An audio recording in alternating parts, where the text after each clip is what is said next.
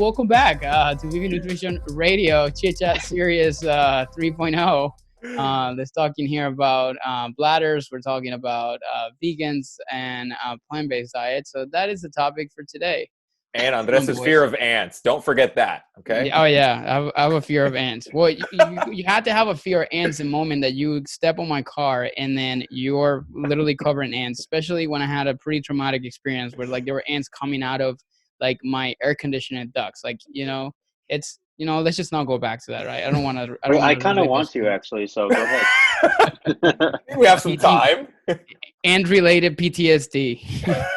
He's not even looking in the camera, ladies and gentlemen. He's like looking down as he's talking about this traumatic experience. He's like, "Are there ants here?" Don't make me live through that again. Talk about it. I feel like I had one too. It was the little red ants, dude. I was a kid. I was playing with one of the hills, and my nana told me, "Don't do that." And then they bit me, and ever since then, I'm like, "Nah, man, I'm not going near that hill now." And you know what's the worst part of it is, like, my entire backyard. It's like there's mounts and mounts, and I keep like putting the white powder thing that you put on it to kill them, and then they keep coming back. It's like they're just like we know that you hate us, so I'm going to like literally. Yeah, I'm just gonna eat this poison and come back with a vengeance. Well, on the ants have a pretty good amount of protein, or is it like what's it called? Grasshoppers. Grasshoppers and crickets, right?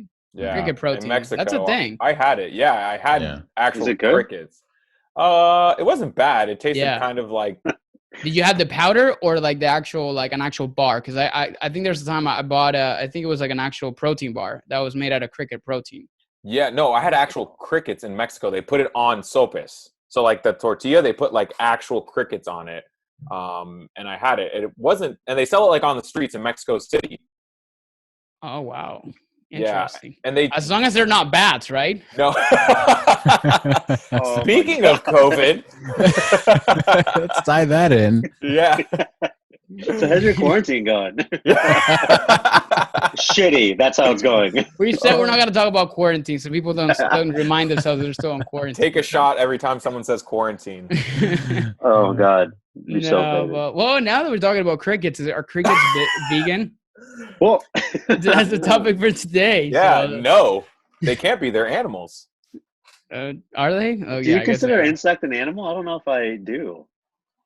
Are they living organisms? Google. Because kale is a living organism when it's growing. So if you think about it that way. Well, let's just not get political here. So today's topic, ladies and gentlemen, listeners to Vive Nutrition Radio, is about plant-based diet. So. We're going to try to answer as many as your questions that we think you may have in regards to plant-based diet. So who wants to come up with the definition? Insects share the kingdom Animalia with all animals on Earth. Did you just Google, like, are crickets vegan? I just looked up our insects animals because I needed to know. And I know our listeners were dying to figure that out. So and they are, I guess, right? Talk about timing, huh? That timing was so amazing. I kind of just want to stop. All right. So from Andres and Vive Nutrition Radio, goodbye. Definitions, please. Let's start with definitions. Of plant-based diets. Dezi, Nate, we'll let you guys go first. All right. So plant-based diets, people. Diet comprising mostly or entirely of foods from plants. So obviously our fruits and veggies, grains, legumes, things like that. Insects. So no insects.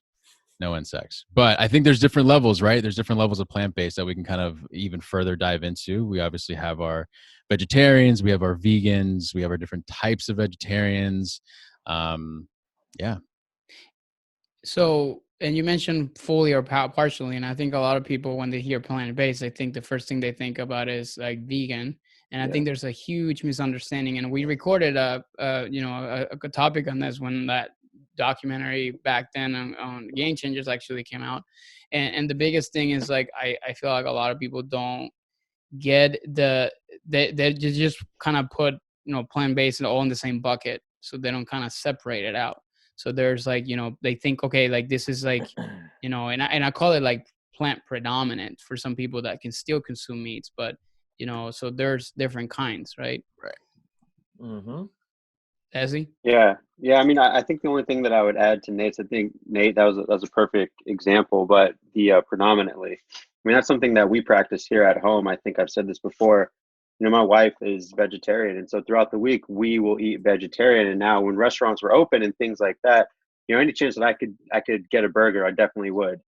And at the same time, here at home, we love cheese boards. So cheese and dairy, like it's a huge part of what we do. So I would say to a large extent, our diet is comprising of plants, but it does include other things as well. And so, yeah, I think I would just echo what Nate and Andres, what you said.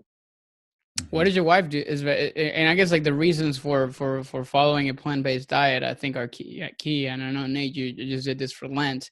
So how long is your wife Callie has been a vegetarian, and what was the reason for it? It's it's such a. I mean, if she listens to this, I love you, babe. It's such a stupid reason. Someone's sleeping on the couch tonight, huh? Yeah, right. Have a shed in here if you want to now that we just He has plenty of space for you, bro. Carol Baskins has nothing on Callie. Oh my god, dude. So when she was about 6 or 7, I guess they were eating chicken nuggets, and she had asked her mom, you know, like, where did these come from? And I guess at the time they had just gone to some sort of farm or something like that, and maybe she fell in love with the chicken. I don't know. But when she put that together, that she was actually eating an animal, I think that was the point from what she describes, that she was like, no, never again. However, you know, since she was pregnant with Rory, I turned her on to salmon. And then throughout the last 4 years, she's much more open to eating more like, I guess, plant-based and pescatarian. She's not down with shrimp yet. We've tried it a couple of times. She's not down with it. But the only way that I got it, you know, across to her was just talking about the importance of omega-3s and child development. And she was like, oh, okay, brain, cool. I'll do it. So, I mean, that was the only plug. You know, if I became a registered dietitian for any reason, it's for that reason right there. So it was kind of like a health reason then, because I think we can probably talk about like the main reasons why people decide to go plant-based or you know, any of the types of it, right? Yeah. I mean, for her, obviously, like I said, you know, when she was a young girl, she didn't like the idea of eating animals, but as she's become an adult, just talking about the benefits of different types of foods, in this case, again, the fish, she was much more open to it, which I think is something that we oftentimes see. If we get the right amount of education and we can get the application as to why it can matter for the actual person, for their individual needs, I think that's where we can get across like, okay, this is actual factual information for you to use in your life. Yeah, we quote that and put that on a mug or something. Yeah, man. There you go. This is idea. Nice. Love that.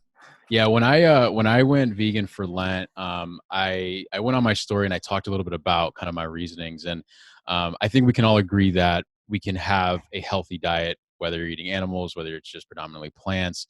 So that wasn't mainly my reason. I think for me it was more of like the ethical side of things, right? And it was that coupled with just me wanting to challenge myself, right? Like I think we've all done that. We've all done certain different ways of eating to just challenge ourselves and see what it's like, right? And so I know because I've worked with and clients that have been vegetarian and vegan, and it's like I could coach them through it, but it's like it's totally different when you actually apply those things and you actually live that lifestyle for a certain amount of time. So those are kind of my two reasonings. But one of the things that I really got that really opened my eyes was the agricultural impact of animal farming. And that for me was something that I kind of like, I never thought of it from that point. Every time I would talk to somebody about, going vegan or vegetarian, it was always from a nutrition standpoint. It was never from this bigger picture of like, what is the global impact of animal agriculture? What does that have to do with someone's decision? We always say like, oh, there's ethical reasons, but what are those ethical reasons that people do it for? Obviously,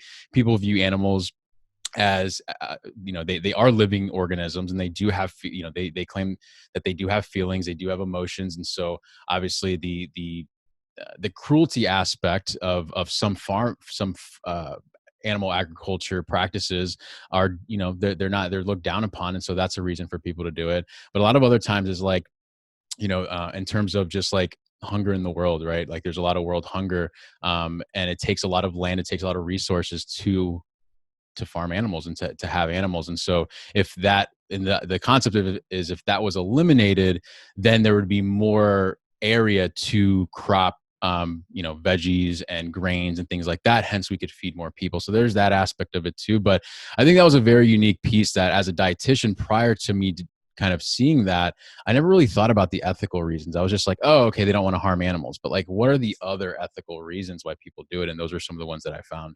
Yeah, I think, and I'm gonna become here the devil's advocate because I do have Uh-oh.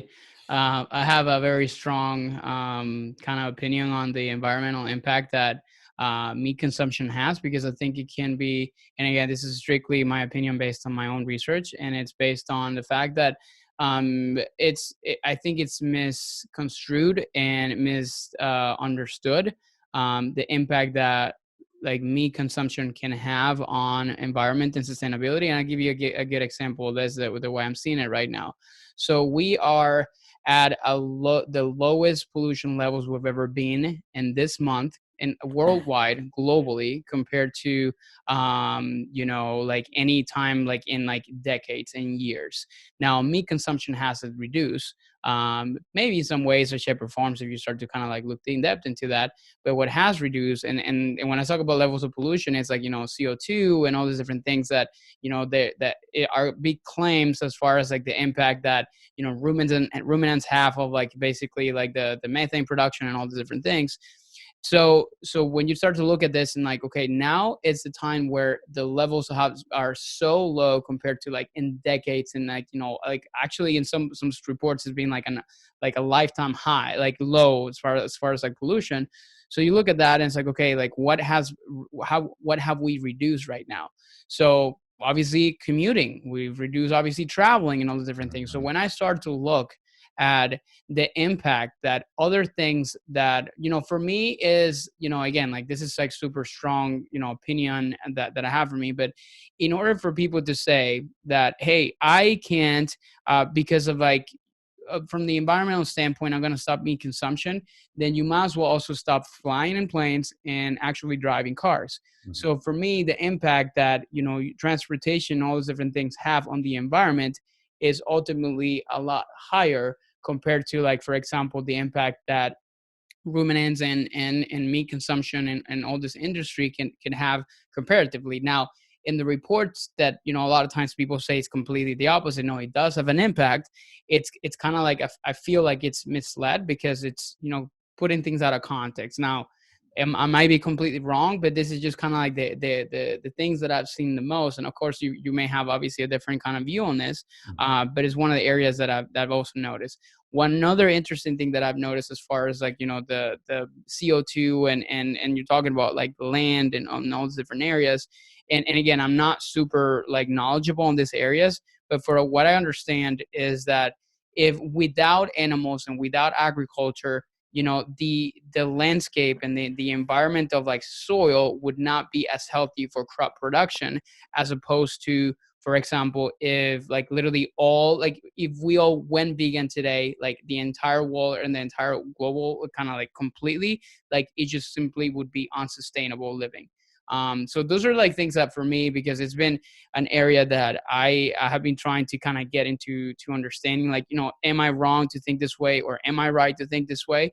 But again, like just me here, kind of placing my very strong opinions on this topic, because I feel like there is a lot of people kind of talking on this area. So not sure what your thoughts are on all this. There's like two things I want to bring up. One, has anyone seen that billboard that's like, where does your ethical stance on animals stand? And it has like all these animals, it has like chicken, cows, and it has like horse, bunnies, dogs and stuff like that. And then someone took a picture of it and put a line like right about here, because I'm not going to eat horses, dogs, cats, but definitely will eat like the chicken and the cow. That's the first thing. Second thing, I don't know if you guys heard of Greta Thunberg. She actually... Yeah, the little 8-year-old. Yeah. So she started to do on Fridays a protest from school, which number one, she shouldn't. She should be going to school, but it was saying that we took away her childhood because of all the pollution that we've created. She actually took a boat from Sweden, I believe she's from, to New York, right?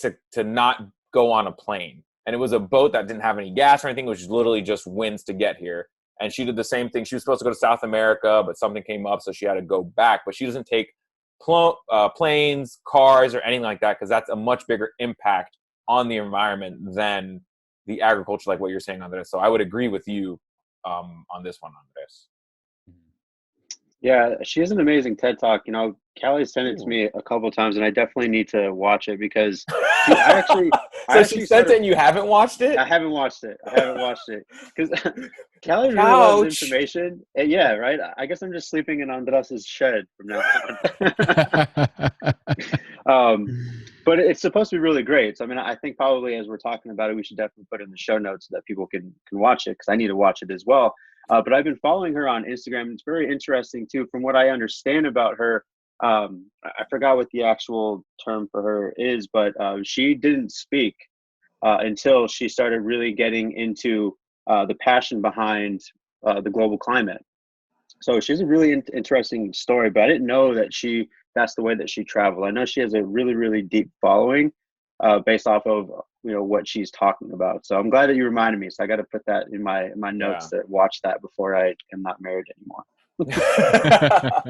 Yeah, because this is a super interesting story. Just a small girl from Sweden. She just took Fridays off from school to protest her local government on things that were affecting the climate in her own country. And then, like, she was invited to speak at the UN and to make a point. It took her like 2 or 3 weeks to get across the ocean from Europe to United States. So we also have to think about time as a huge factor when coming into these other things, right? Mm-hmm. Yeah. I think there's all kinds of perspectives that we can kind of have on this. Like for me, like plant-based, like, I think one of my clients actually, like, he just told me like the other day, he's just like, he's a plant forward guy. So I like that description a little bit better, because it's like, okay, I like to predominantly consume more plant-based foods, but I'm not going to stop the consumption of meat because of XY reasons. And I do also, I've never, granted alone, I've never actually gone vegan, vegetarian slightly. I used to date somebody like back when I lived in Houston, and she was like fully vegetarian. I'm not gonna lie, super full vegetarian. I actually enjoyed that time. Like I didn't, I still ate meat, but then it was like, dinners. She would make dinners, of course. Like she would like literally make vegetarian dishes, like, black bean burgers and all kinds of stuff like that. And I truly enjoyed it, and sometimes we do the same thing here. But 2 people are sleeping on the couch tonight. Andres and Dezi, bro. You can't be saying things like that, man. Well, interestingly enough, I didn't know GB at the time, but then GB also was vegetarian for a longest amount of time. And here's an interesting fact. Like, she actually was vegetarian, but very little education on nutrition. She just essentially stopped eating meat altogether. And she started, I think she did it for, I don't know, like, I need to ask her. I don't know if it was like a year or it was like 2 to 3 years or something, but she started feeling pretty bad, like in some ways. And she went to doctor, and got some blood work, and realized that actually there was a lot of deficiencies that she was experiencing. And, her energy was terrible. So and I'm not saying that it's because like she went vegan or plant-based, it's because of the fact that maybe she was just not doing the correct way. And ever since like she kind of started bringing meat back into her diet, she actually started to feel a little bit better. So obviously because of the fact that maybe she was just not getting enough protein, not enough micronutrients, and I think that kind of have an impact on that. So I think the lack of education on people that decide to go plant-based or vegan, it's definitely something that can be dangerous if they don't really know how to do it properly, right? Yeah. Absolutely. I've worked with people, they're like, oh, I'm vegan. I eat French fries and spinach. And I'm like, huh. Yeah. We, Castillo, we talked about that too, because when this hit, I was still with the Brewers, and I got a flood of text messages where I had to just address it as a whole, as a team for a lot of these guys. Because even with that movie, it was infotainment. They did a really great job at it.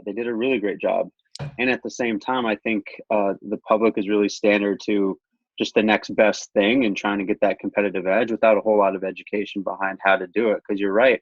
A lot of people have come to me, especially around that time. I think I got a flood of clients around that time as well, where they're like, oh, I just want to do plant-based. Teach me how to do plant-based.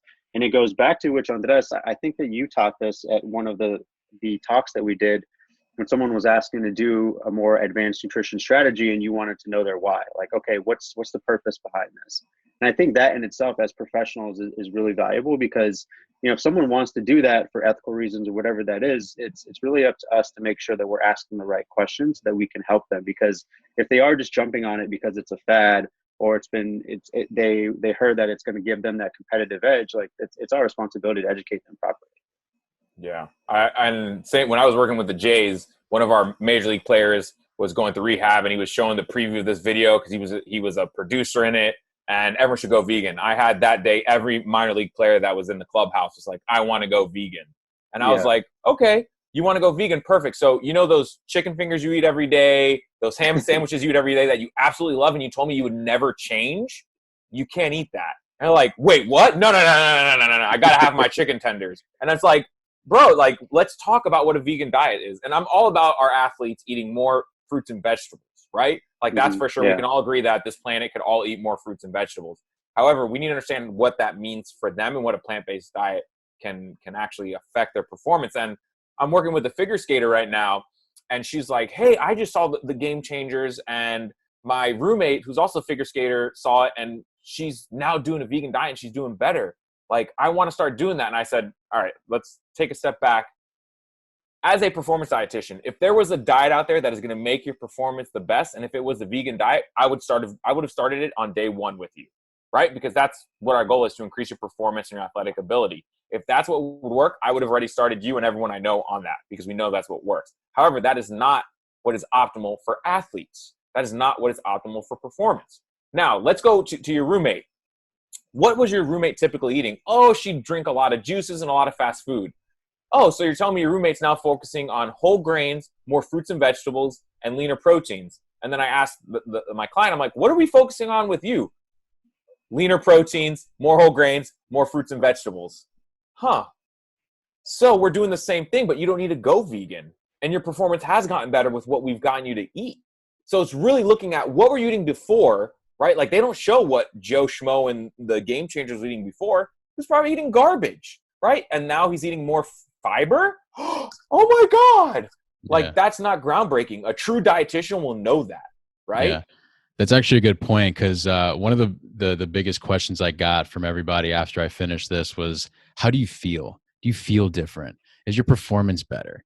And to that I said, I haven't noticed any difference. And I think that goes to what, Tony, you were saying, is that if my diet was, for lack of a better term, shit before doing this, then yeah, I'd probably see a more drastic difference, right? But I think it's mainly just because we're adding fiber into our diet, kind of the things that we promote, you know, with the inclusion of meat.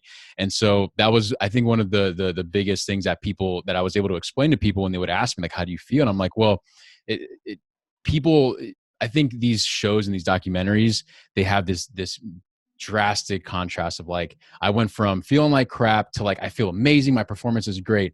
But you take somebody that is eating a balanced nutritional meal, like we typically promote, you know, half your plate fruit and veggies, a quarter of your plate whole grains. I mean, if you look at it right there, it's predominantly plant-based already, right? And so we're just accessorizing with meat in a sense. And so I think it's important to acknowledge that there's not this just like revelationary, like, I feel completely different, my whole life has changed. You have to really look at where you're starting from and what you're including, and look at the other factors that could be contributing to that, like Tony was saying. Yeah, what's the baseline, right? And what's the baseline exactly? And I guess also, like, you know, let's say obviously, like, people are doing it for reasons that are justified. You know, somebody that is like doing it for maybe religious purposes, or doing it for even ethical reasons, and we respect their opinion, of course. Like, you know, we're trying to kind of remain obviously neutral on this, and do what's best for them based on their needs and wants.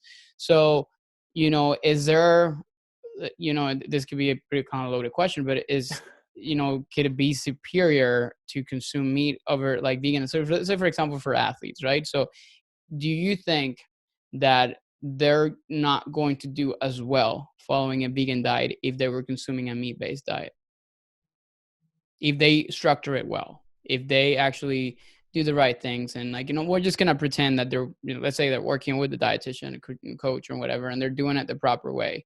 You know, would you say that there's superiority, like superiority? Yeah. So like one is more superior than other, or better than other, because there's a lot of controversy on this. Like, like I think you should do this because it's going to make you feel better and all that. So given the fact that both diets are actually like meat-based and plant-based, they're both actually well formulated, like, do you think they can both still work? So I think I would weigh in and say meat-based would be better because you have less of a reliance on supplementation. So funny enough, I was on another podcast and this dietitian, we were talking and I was like, oh, if you're a vegetarian, you should take this supplement. And in her head, you could see as soon as I said the supplement, she's like, what? Because most dietitians think iron, B12, right? And I was like, creatine. The dietitian's like, what? Creatine? For a vegetarian? Why? Or vegan? It's like, because it comes from animal sources, right? It comes from meat. Like, we still supplement creatine, even if you do eat a plant-based or a meat-based diet, but you get iron from food. You get creatine from food, right? So we can get omega-3s from food. So that's why I think a meat-based diet would be better for an athlete versus the vegan vegetarian diet. Now, that's just my personal stance because I think it'd be less supplementation, more food first. Yeah, I would second that. I would absolutely second that. I think, Tony, you and I have talked plenty of times about our modality. And when we look at performance nutrition, it's like, yeah, let's go foods first and then address the supplementation piece. So I would echo the same. Yeah, interesting. I just kind of want to always kind of hear your what are your thoughts on this? I honestly think like that they both can be, effective. And I work with clients that have been athletes and they're vegan. Same. And they love the way that they kind of live through that. And they still perform well. Maybe we haven't actually done like a case study seeing like, okay, like let's actually switch you over to meat-based and see how you do this time.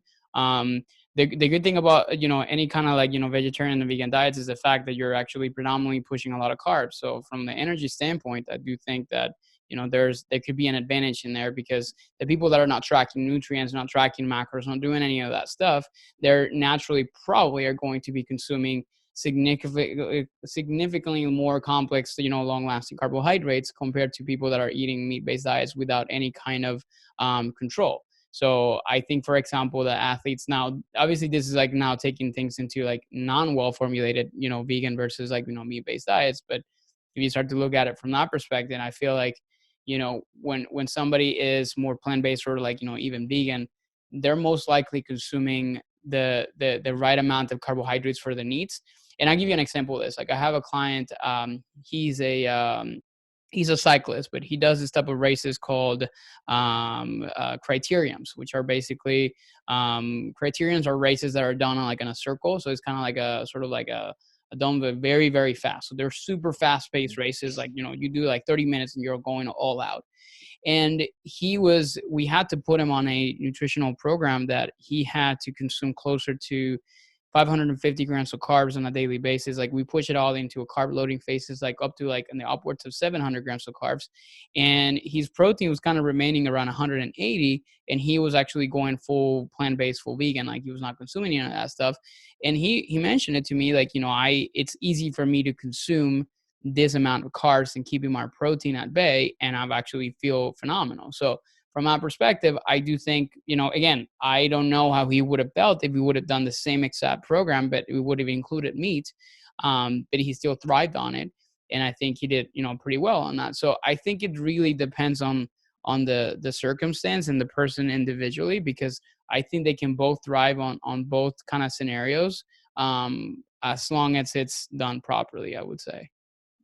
I agree. I think I've worked with vegetarian athletes and vegan athletes as well.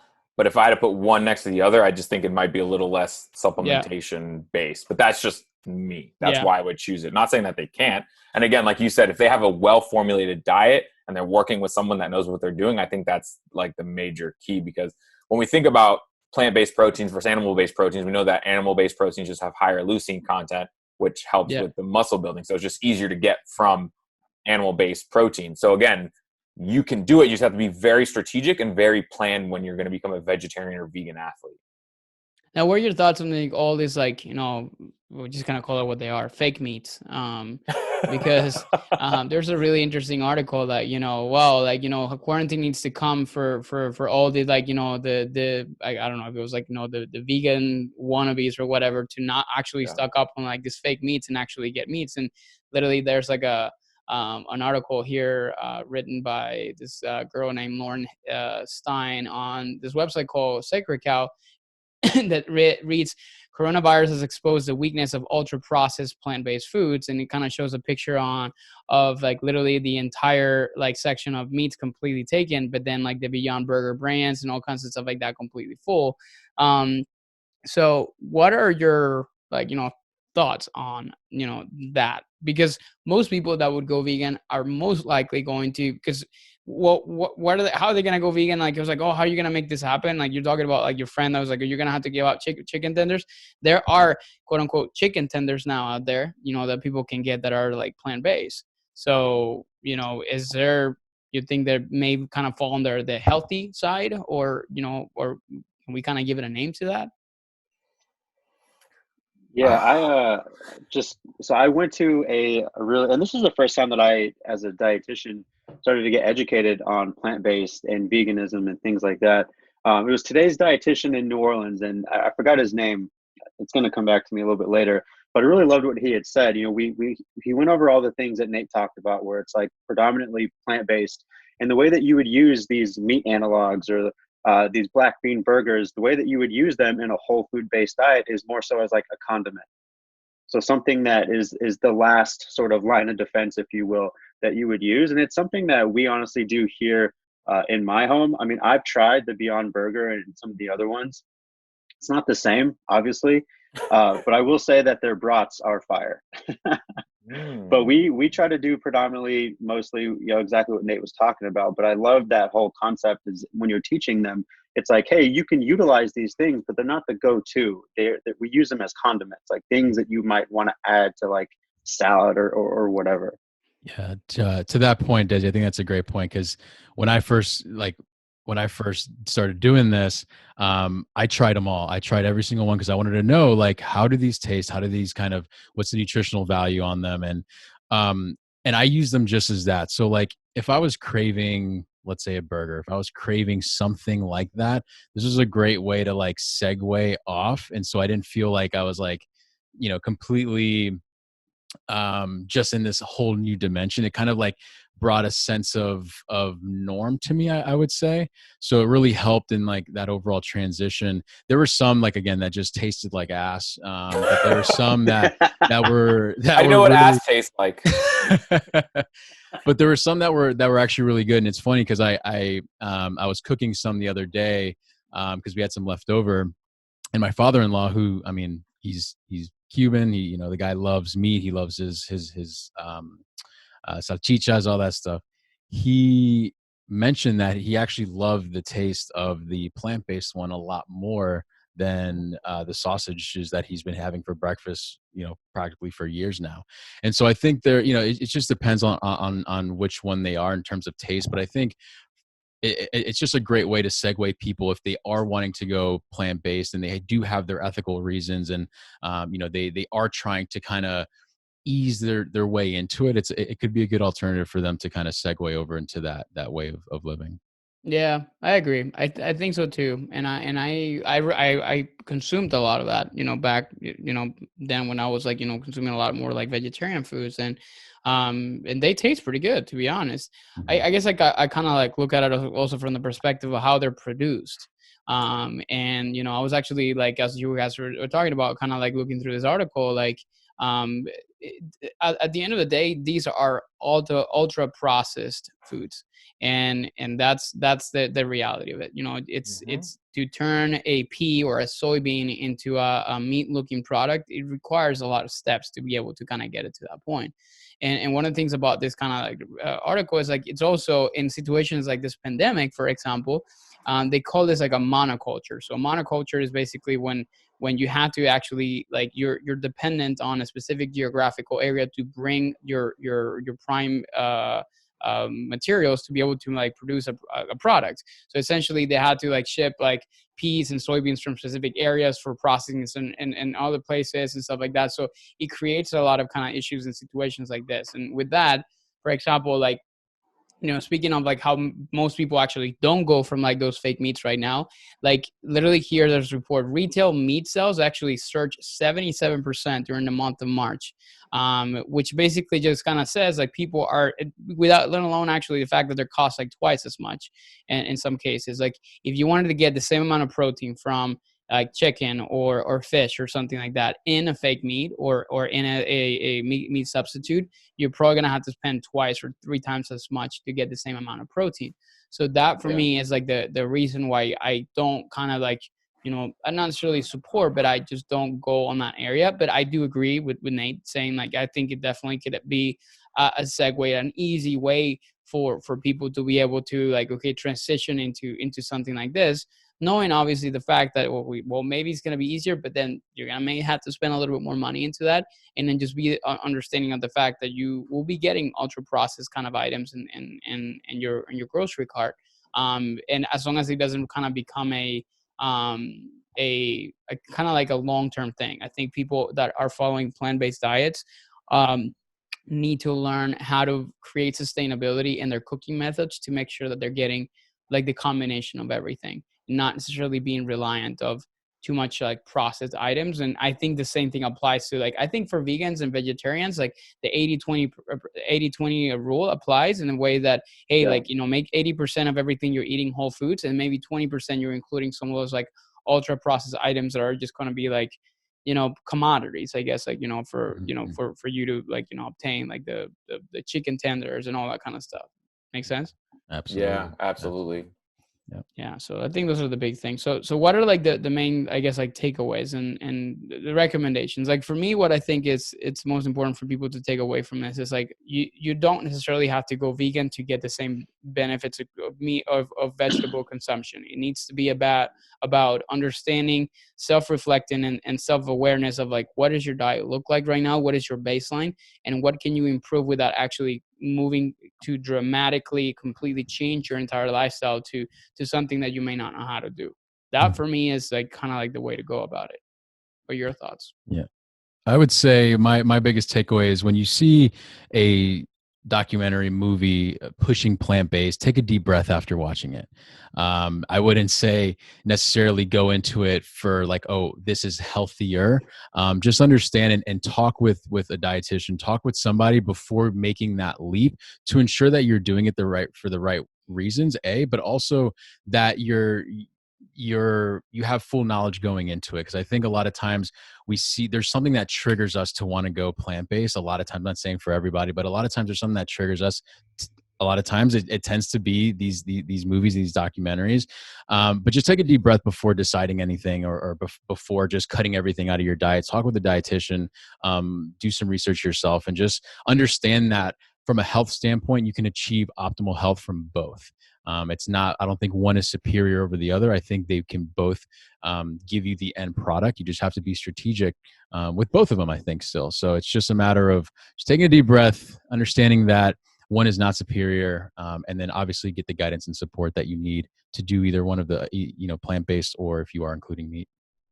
Dezi?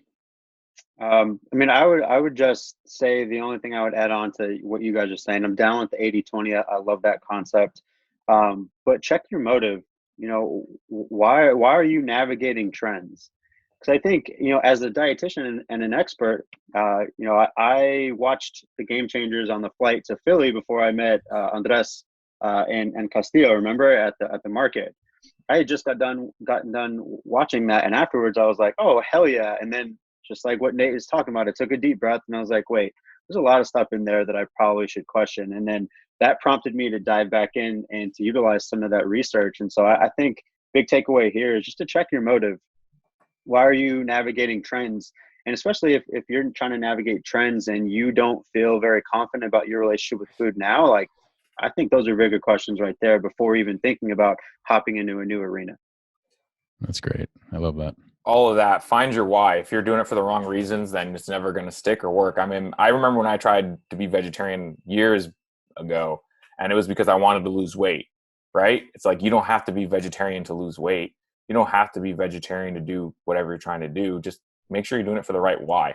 That would literally be my biggest takeaway from this. And I think, from I guess like receiving or consuming content of information in regards to all this, specifically when you're working with somebody, coach, nutrition, doc, whoever, I think the key is to always, I guess like I always like say that the best dietitians are the ones that can actually remain neutral and unbiased when it comes down to diet trends and things like that. At the same time, we always need to kind of like push down on things that are just not going to kind of lead to health factors. But my stand has always been, consume information, take it with a grain of salt, and making sure that if you're receiving information or getting educated by somebody that can kind of give you both sides of the coin, not necessarily kind of pushing. Like I remember, and I will not say names, but a long time ago, I actually like there was a person that she is a dietitian,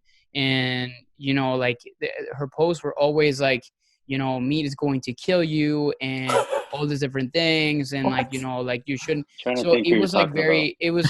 I do agree. I think polarizing topics are important, sure, but then I don't. And you can definitely have your stand, but then don't present it that way. Don't create kind of like that fear mongering that sometimes it just kind of creates so much like, controversy around this stuff. Like, hey, if I was like, completely fully vegan and I support this kind of stuff, it's kind of the example of like, and this is something that I learned when, for example, I went keto and I did it for an entire year. I found myself in times pushing for something that I knew like, or in times I'm like, you know what? Like I need to take a step back because I'm pushing for somebody to do this against their will, or in cases like where I'm pushing and it's like, oh, this is like the best way that you're going to be able to lose weight. And I was doing it because in my mind, okay, I'm doing it myself. So, and I learned that lesson and I said, you know what? I had to kind of like understand what is like the difference that kind of like exists in here, and what can I like do, and what am I learning from this kind of situation, and saying, you know what, I need to be neutral and unbiased when it comes down to this stuff, Yeah. That's actually one thing, Andres, that I really admire about you and your stance on when you talk about nutrition topics is you really do take a unbiased approach. You educate, and then you allow the person to make the decision themselves, obviously with your guidance and your education. So that's something that I've seen you do for years, and it's something that I think is, as dietitians for the profession, we need more of that. We need more individuals just taking that unbiased stance and just presenting both sides. It's okay to have your opinion on something 100%. I think we should all have our opinions on each individual topic, but the way we communicate that with clients is, I think, crucial. So, I mean, that's just wanted to share that. So that's great stuff. That's important. Yeah. Cool. Well, thank you guys so much for, Dezi had to jump out. He had a coaching call, but thank you guys so much for taking the time for another Chit Chat series. If you guys are listening to this, of course, if you have any questions, feel free to shoot us a message. As usual, the show notes contain all the links to all of our direct contact information for Instagram and all of our social media pages and resources. Of course, we'll continue to provide value as much as we can. So we'll see you guys on the next episode of Vive Nutrition Radio. Peace out. Thank you, guys.